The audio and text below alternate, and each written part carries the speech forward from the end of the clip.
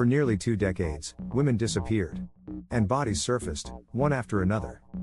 The man behind these horrors would come to be known as the Green River Killer. This is the chilling story of Gary Ridgway, the murderer who haunted Washington state for over 20 years. The murders begin footage of 1980s Seattle, highway overpasses, and police patrols. In the summer of 1982, the body of a young woman was found in the Green River near Kent, Washington. Within weeks, 4 more victims were discovered, all women, all strangled. Police realized they were dealing with a serial killer. The victims shared similarities, most were sex workers or runaways from the Seattle area, vulnerable and often overlooked. The killer seemed to know that. Authorities formed the Green River Task Force, one of the largest serial murder investigations in U.S. history. But as bodies piled up, answers remained elusive. The investigation deepens montage of detectives, maps with pins, and evidence bags. By 1984, more than 40 women had vanished. Detectives scoured the region, interviewing pimps, johns, and suspects. One man, a local truck painter named Gary Leon Ridgway, was questioned early on. He seemed ordinary, polite, soft-spoken, married, and working full-time. But Ridgway's name kept surfacing. In 1987, police obtained a DNA sample from him, but the science at the time was too primitive to link him to the murders.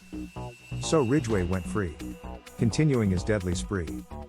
Over the next decade, the killing slowed but never truly stopped.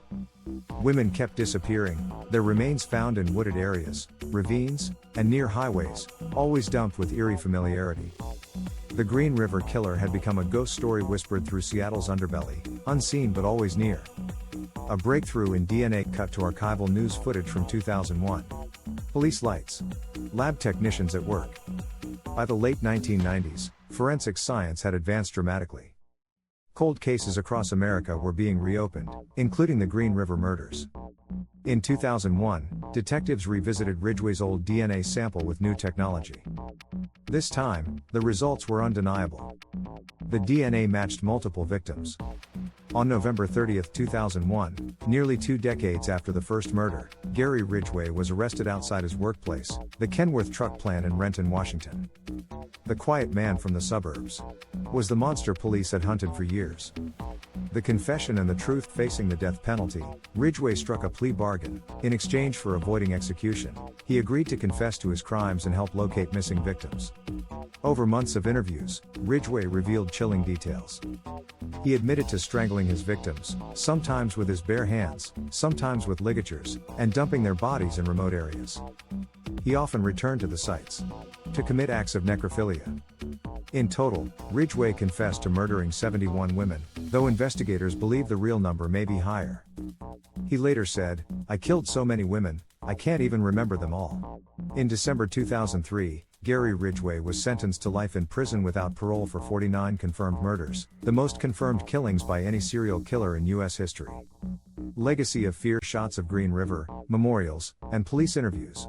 Today, Ridgway sits in a Washington state prison, still alive, a living reminder of how evil can hide behind the most ordinary of faces.